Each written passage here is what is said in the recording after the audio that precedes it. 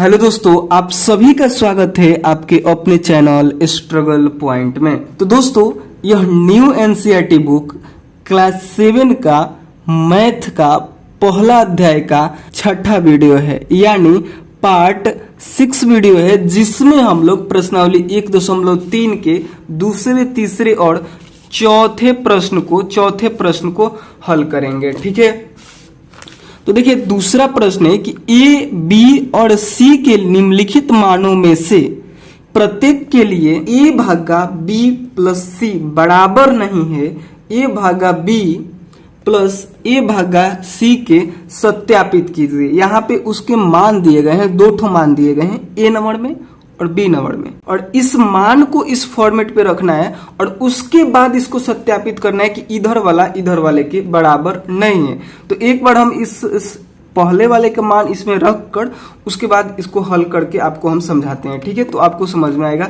ऐसे आपको नहीं समझ में आ रहा होगा कि हम कह क्या रहे हैं और प्रश्न क्या कह रहे हैं। ठीक है, तो देखिए सबसे पहले आपको यहां से लेकर यहां तक प्रश्न लिखना है और उसके बाद आप लोग को लिखना है ए नंबर को डालकर इस भी प्रश्न को लिखना है। सबसे पहले यहां से यहां तक ब्लैक पेन से लिखिएगा, उसके बाद ए नंबर प्रश्न को डालकर इतना को लिखना है, यहां तक आपको लिखना है। ठीक है, उसके बाद आप लोग को हल लिखना है। ठीक है, तो देखिए ए बराबर, हम केवल इस वाले प्रश्न को लिखना है, हम केवल इस वाले प्रश्न को लिख रहे हैं, आप लोग को इस पूरे को लिखना है। ठीक है, तो ए बराबर 12 और बी बराबर -4 और सी बराबर 2 है। ठीक है, इसको हम लोग को क्या करना है कि इस वाले में रखना है इस मान को। ठीक है, तो यहां पे हम लिखेंगे हल।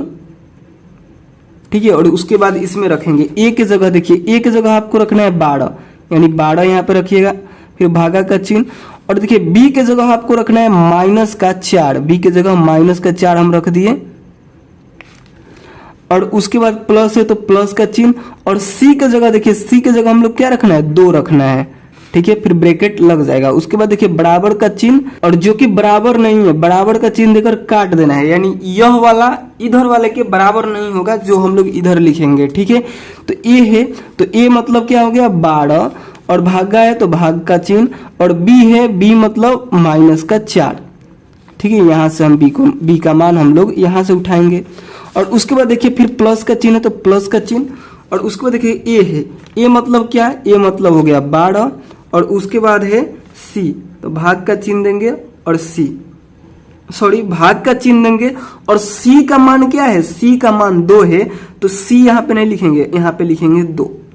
ठीक है, और यह ब्रैकेट में है तो ब्रैकेट में, और ये भी ब्रैकेट में है तो ये भी ब्रैकेट में। ठीक है, उसके बाद देखिए यहाँ पे समझिए आपको सत्यापित क्या करना है, यहाँ पे बोल रहा है सत्यापित कीजिए, तो आपको सत्यापित यही करना है कि यह वाला, ध्यान से देखिएगा, यह वाला बराबर नहीं है इसके, यही सत्यापित कीजिए।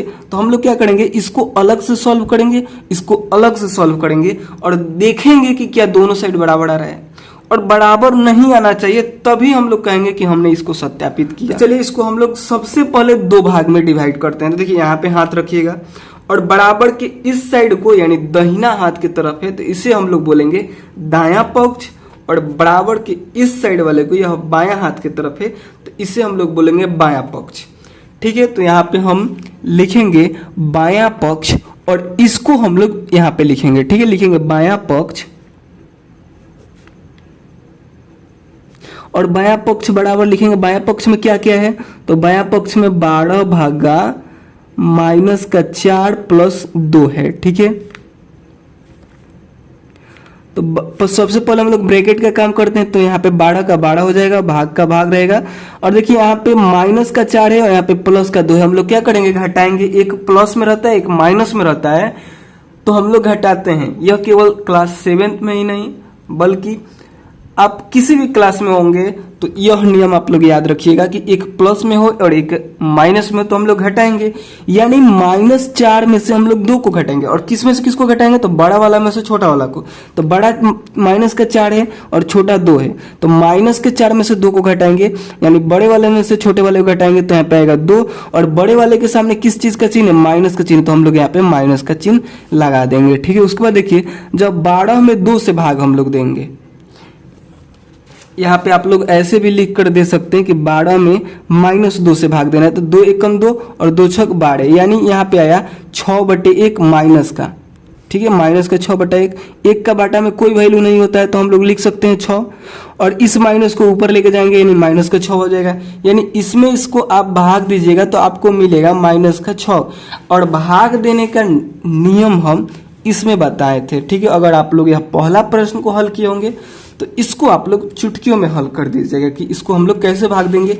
यानी अगर इस प्रोसेस से भी आप लोग करते हैं तो यहाँ पे आएगा, यहाँ पे क्या आएगा, माइनस का 6 आएगा, ठीक है, माइनस का 6 आएगा। इन दोनों को भाग दीजिएगा तो यानी इस बायां पक्ष को जब हमने सॉल्व किया तो हमें माइनस का 6 मिला। चलिए अब हम लोग दाएं पक्ष को सॉल्व करते हैं, यानी इसको सॉल्व करते हैं, ठीक है। तो लिखेंगे दायां पक्ष,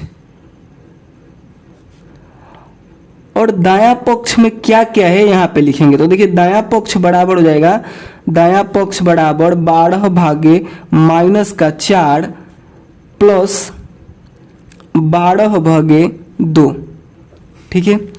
तो सबसे पहले हम लोग ब्रैकेट का काम करेंगे, इधर भी और इधर भी। तो देखिए 12 में हम लोग को भाग देना है माइनस के 4 से, और इधर 12 में हम लोग को भाग देना है 2 से, ठीक है। तो जब 4 से भाग दीजिएगा तो 4 एकम 4 और 4 तिहाई 12 हो जाएगा, ठीक है। और बटा में 1 का कोई वैल्यू नहीं होता है, और इस माइनस को ऊपर लेके चल जाएंगे, यानी यहाँ पे होगा माइनस का 3 और इधर प्लस, और जब इसको हम लोग कटाएंगे तो 2 एकम 2 और 2 छक 12, फिर बटा में 1 का कोई वैल्यू नहीं होता है, तो यहाँ पे बचेगा क्या, 6 ही बचेगा, ठीक है।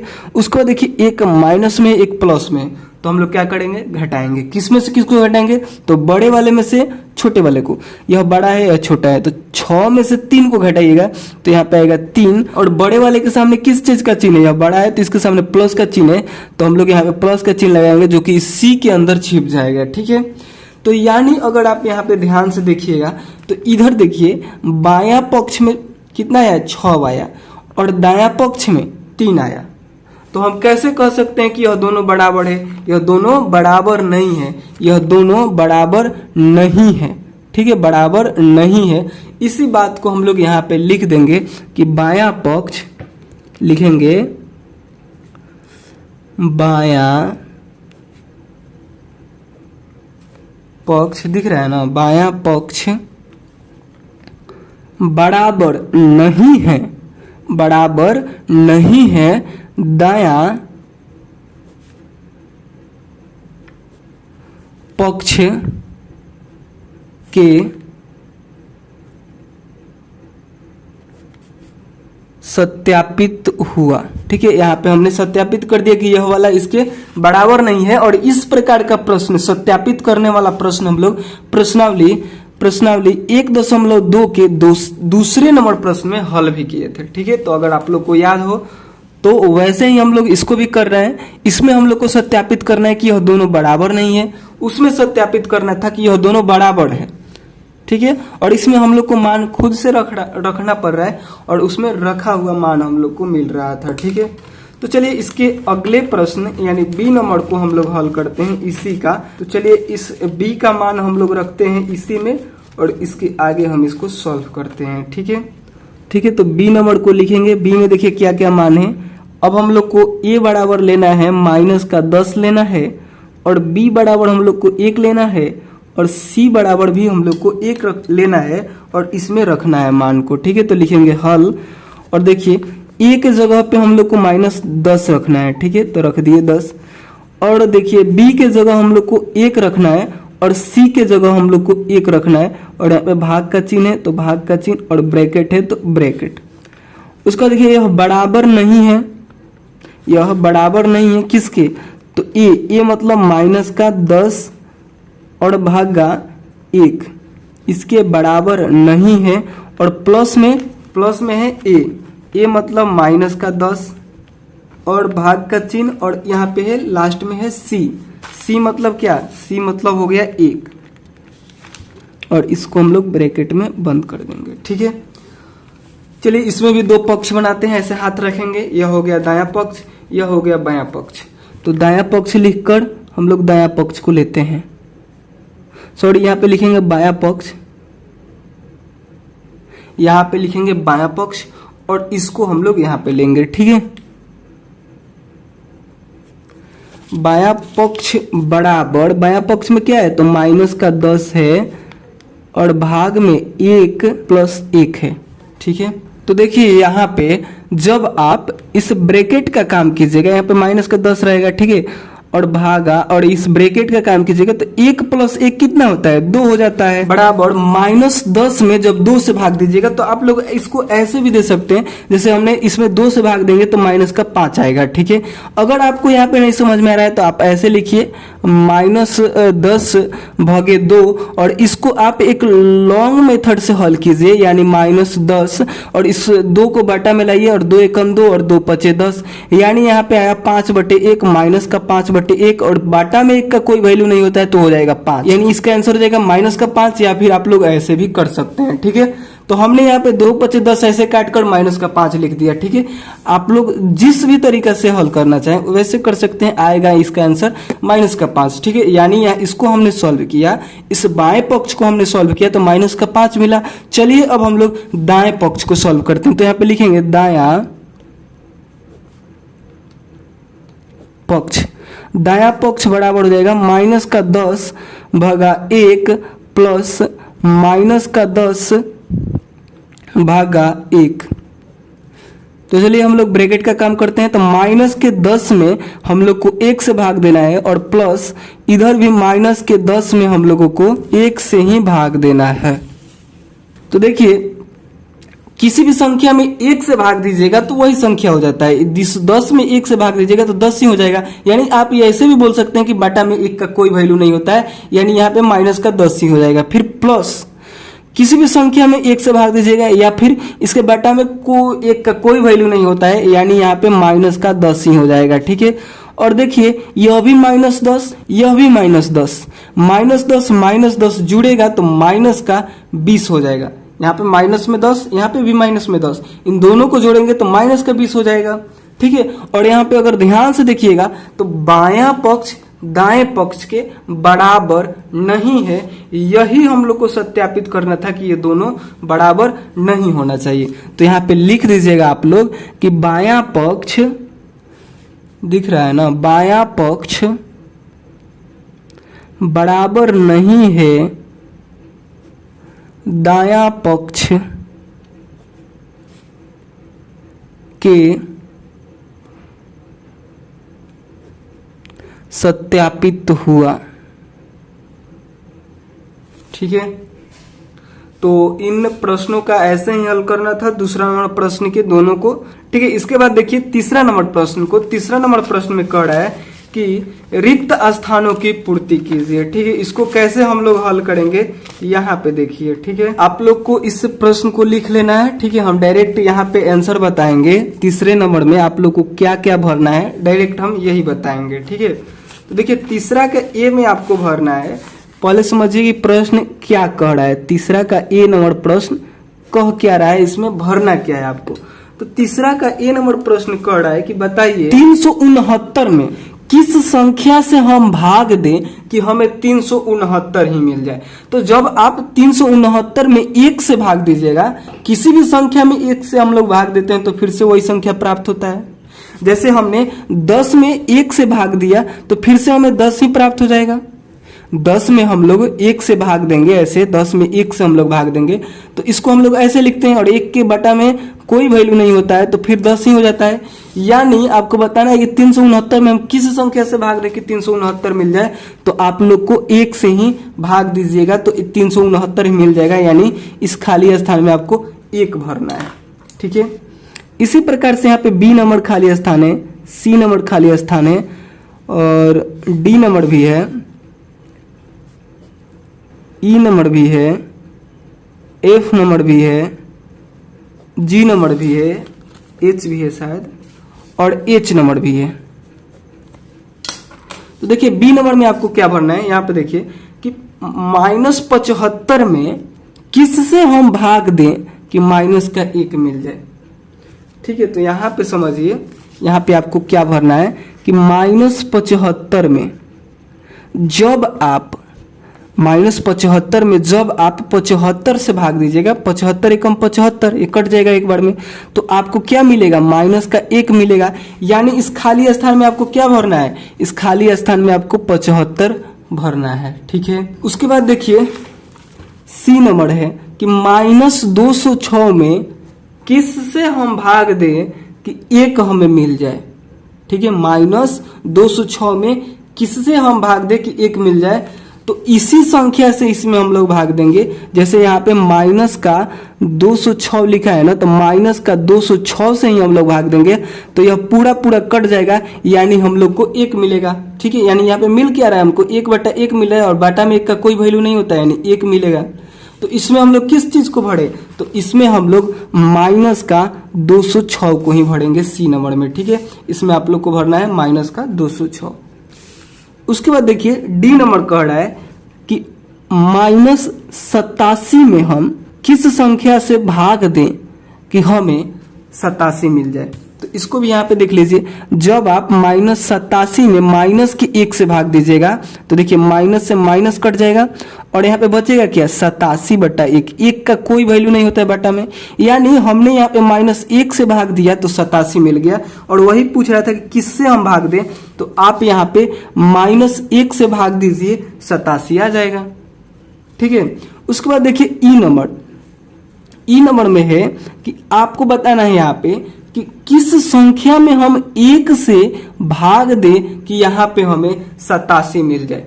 किस संख्या में हम 1 से भाग दें कि हमें 87 मिल जाए, तो यहाँ पे किस संख्या में हम 1 से भाग दें कि -87 मिल जाए, तो आप लोग क्या कीजिएगा, -87 में 87 से भाग दीजिएगा। तो आप लोग क्या कीजिएगा कि -87 में जब 1 से भाग दीजिएगा, तो यहाँ पे -87 मिल जाएगा। ठीक है, यानी इस खाली स्थान में आपको 87 भरना है माइनस का, यानी -87 आपको यहाँ पे भरना है। ठीक है, उसके बाद देखिए एफ नंबर को देखिए, आपको यहाँ पे बताना है कि बताइए हम किस संख्या में 48 से भाग दें कि हमें -1 मिल जाए। तो आप लोग क्या कीजिएगा, आप लोग जब -48 में 48 से भाग दीजिएगा, यहाँ पे भाग दीजिएगा, तो -1 मिल जाएगा, यानी यहाँ पे आपको -48 भरना है। ठीक है, और निकालने का आसान तरीका है कि आप इसको और इसको आपस में गुना कर दीजिए, यानी 48 में आप -1 से जब गुना कीजिएगा, तो यहाँ पे -48 होगा, उसी को इसमें भरना है। एफ नंबर में आपको क्या भरना है, -48 भरना है, और यह नियम सभी पे लागू होता है। जैसे एच नंबर में बताना है कि इसमें हम क्या भरे, तो आप क्या कीजिए कि 4 और -3 को आपस में गुना कर दीजिए। इन दोनों को आप लोग क्या करना है, गुना करना है। तो 4 तिहाई 12, और माइनस है तो माइनस लग जाएगा, यानी यहाँ पे एच नंबर में आपको -12 भरना है। ठीक है, उसी प्रकार से यहाँ पे जी नंबर में क्या भरना है, तो देखिए, और इन दोनों का बात आया, यानी इसमें हम लोग को इस वाला का भरना है कि 20 में हम किस संख्या से भाग दे कि -2 मिल जाए। तो यहाँ पे देखिए, इसको तो निकालने का तरीका ऐसे भी है कि आप 20 में -10 से भाग दीजिएगा, तो 10 से कम 10, 10 दूनी 20, यानी यहाँ पे -2 आ जाएगा। लेकिन अगर इतना लेंदी प्रोसेस आप नहीं करना चाहते हैं, तो डायरेक्टली आप क्या कीजिए कि 20 में -2 से भाग दे दीजिए, -2 से भाग दीजिए, तो 2 एकम 2 और 2 दहिया 20 हो गया। ठीक है, यानी यहाँ पे बाटा में तो 1 का कोई वैल्यू नहीं हुआ, यहाँ पे 10, और यह माइनस है, इसके सामने लगेगा, यानी इसमें आप लोग को भरना है -10। इसमें आप लोग क्या भरना है, -10 भरना है। ठीक है, ये नियम सभी पे अप्लाई होता है। जैसे इसमें हमने आपको यहाँ पे डायरेक्टली बता दिया कि 1 भरिए, लेकिन हमने भी यहाँ पे इसी नियम से प्राप्त किया था कि 369 में हमने 369 से भाग दे दिया, तो 369 में 369 से भाग दिए तो 1/1 मिला, और बटा में 1 का कोई वैल्यू नहीं होता है, यानी 1 ही 1 होता है। इस बटा में 1 का कोई वैल्यू नहीं होगा, यानी हमने इसमें केवल 1 भर दिया। ठीक है, इसी प्रकार से हमने इसको भी हल किया था कि हमने क्या किया कि इस 1 को इधर लाया, -75 के बटा में -1 को लाया, माइनस से माइनस कटा, और 1 का वैल्यू बटा में कुछ नहीं होता है, यानी 75 हो गया।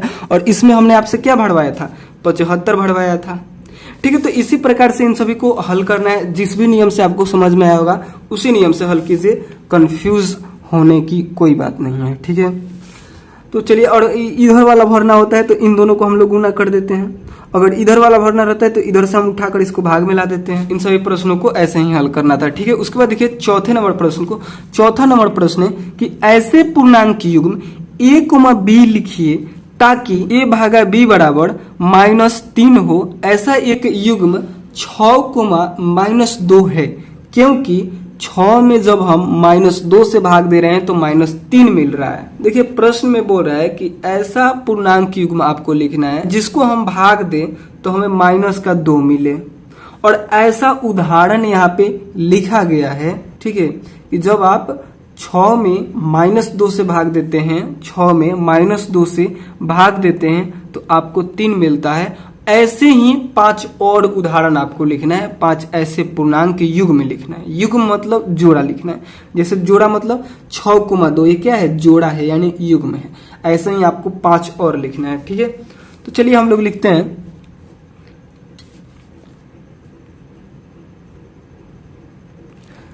तो देखिए जब आप -6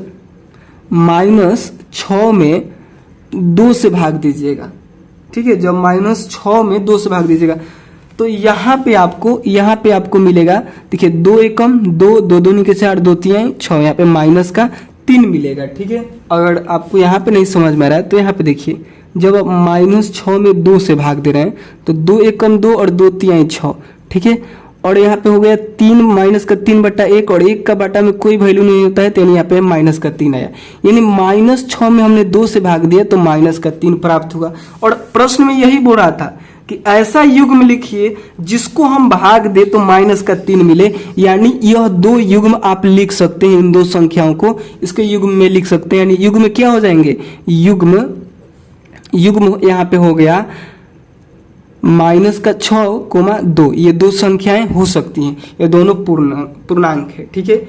इसी प्रकार से ऐसे ही 5 ठो हम लोग को लिखना है। हमने 1 लिख दिया और एक पहले से यहाँ पे प्रश्न में लिखा था। प्रश्न में लिखा है कि 6, -2, हमने लिखा है -6, 2। ये दोनों अलग अलग है, आपको एक नहीं समझना है, ठीक है। उसी प्रकार से आपको एक और उदाहरण लेना है। जैसे हम ले लेते हैं, जब हम -12 में भाग देंगे 4 से तो 4 का 4, 4 में 8, 4 तिहाई 12, यानी यहाँ पे -3 आया, ठीक है। यहाँ पे समझिए कि जब आप -12 में 4 से भाग दीजिएगा तो 4 एकम 4, 4 दूनी 8, 4 तिहाई 12, यहाँ पे मिला हमें 3/1, और यहाँ पे माइनस लगेगा, ठीक है। तो बटा में 1 का कोई वैल्यू नहीं होता है तो यहाँ पे -3 हो गया, जो कि हमने यहाँ पे लिखा, ठीक है। तो यहाँ पे अगर लिखना चाहे युग्म तो हो जाएगा, क्या युग्म हो जाएगा, तो -12,4 हो जाएगा, ठीक है। अब हम क्या करते हैं कि 12 में हम भाग दे देते हैं -4 से, ठीक है। तो देखिए जब आप 12 में जब आप -4 से भाग दीजिएगा, ये दोनों अलग है। देखिए हम 12 लिखे हैं, पहले लिखे थे -12 जो संख्या रेखा पे ऋणात्मक संख्या है। अब हमने लिखा है 12 जो कि धनात्मक संख्या है। यहाँ पे हमने लिखा था 4 जो कि धनात्मक संख्या था। यहाँ पे हमने लिखा -4 जो कि ऋणात्मक संख्या है। तो अलग अलग युग्म हुआ, ठीक है। इसको हम भाग देते हैं तो 4 एकम 4, 4 दूनी 8, 4 तिहाई 12।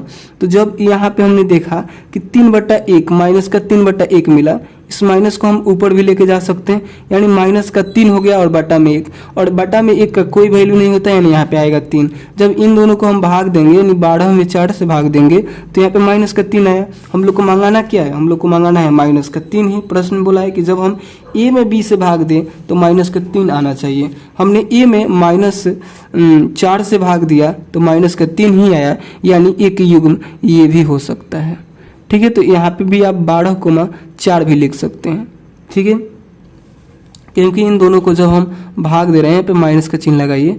जब हम इन दोनों को भाग दे रहे हैं तो -3 मिल रहा है, इसलिए यह युग्म आपको लिख देना है। यह पूर्णांकों का युग्म इसका आंसर होगा, ठीक है। इसी प्रकार से जैसे हमने 2 ठो और 3 ठो लिख दिया, और हमें 2 ठो चाहिए, 2 ठो अपने मन से कोई भी लिख सकते हैं, ठीक है।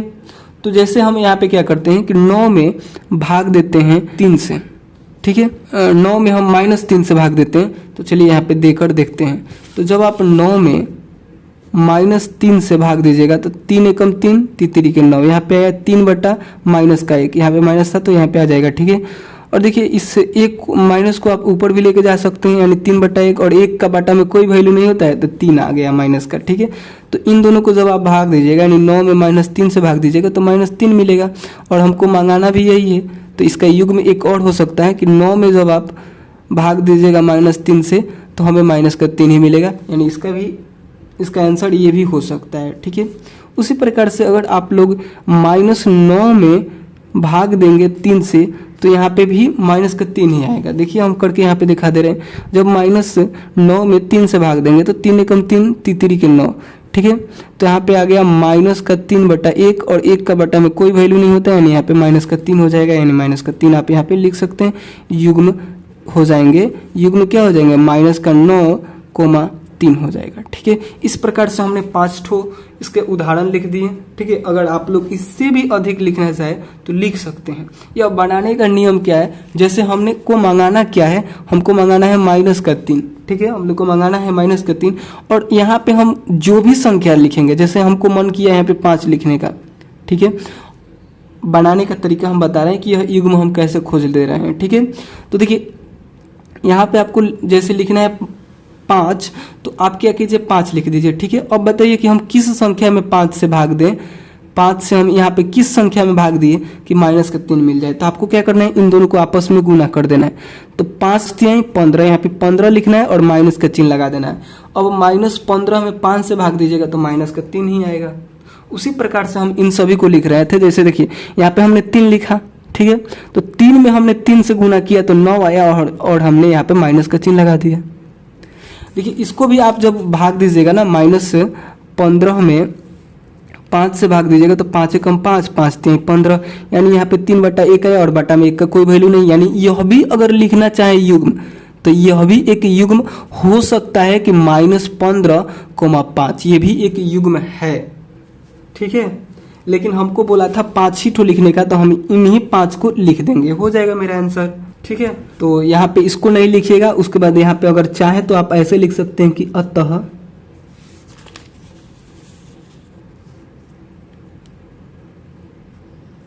पूर्णांक युग्म बराबर, पूर्णांक युग्म क्या क्या हो जाएंगे, तो -6, इसी सब को लिख देना है।